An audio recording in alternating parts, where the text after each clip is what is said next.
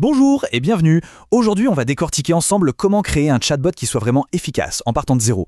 Et on va voir que c'est bien plus qu'un simple gadget. C'est un outil hyper puissant qui peut littéralement transformer la relation client d'une entreprise. Allez, pour bien commencer, un chiffre qui donne le vertige.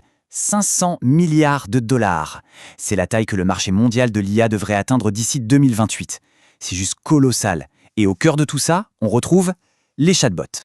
Et là, les avantages, ils sautent aux yeux. D'un côté, le support classique, limité par les horaires, par la vitesse humaine. De l'autre, un chatbot. Lui, il est là 24 heures sur 24, 7 jours sur 7. La réponse est instantanée et surtout, il qualifie les prospects de façon automatique et toujours cohérente. Le gain d'efficacité est spectaculaire, il n'y a pas d'autre mot. Alors, voilà notre plan de match pour aujourd'hui. On va commencer par définir ce qu'est un bon chatbot. Ensuite, on passera aux 3 grandes étapes de création, la conception du dialogue, sa génération, puis le choix de la plateforme. Et pour finir, on verra les clés indispensables pour que ça marche.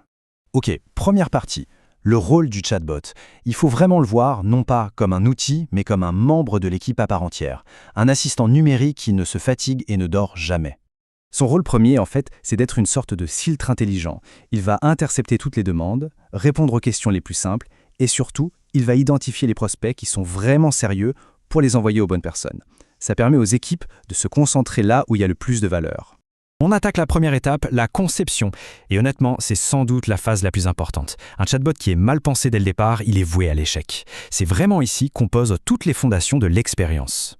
Pour bien faire, il y a 4 actions à mener. D'abord, se fixer des objectifs clairs. Est-ce qu'on veut générer des leads, faire du support? Ensuite, on dessine les différents parcours possibles pour l'utilisateur. C'est à partir de là qu'on peut construire la logique de la conversation. Et un point, mais alors vraiment crucial, il faut toujours prévoir une porte de sortie vers un humain. Ça, c'est un point fondamental. La grande différence entre une mauvaise conversation et une bonne, c'est le guidage. Un bon chatbot, il n'attend pas passivement les questions. Il prend les devants, il guide l'échange de manière proactive, un peu comme le ferait un excellent vendeur, pour amener la personne vers la solution qu'elle cherche. Et au cœur de cette qualification, il y a 4 piliers. Pour savoir si un prospect est chaud, le chatbot doit poser les bonnes questions sur son besoin, son budget, son calendrier de projet et aussi son rôle dans la décision. C'est vraiment la base pour filtrer efficacement. Pour que tout ça soit bien concret, prenons un exemple. Oasis Pucine. C'est une boîte qui reçoit plein de demandes, mais qui a besoin d'un moyen pour trier, pour identifier les vrais projets et pour ne plus perdre de temps avec les simples curieux. Bon, une fois que le plan est sur la table, on passe à la deuxième étape, la génération. C'est là qu'on va donner vie au dialogue, qu'on va lui créer une vraie personnalité. Une bonne personnalité, ça rend l'échange beaucoup plus agréable, plus mémorable. Il lui faut un nom, un ton qui ne change pas et des messages très clairs.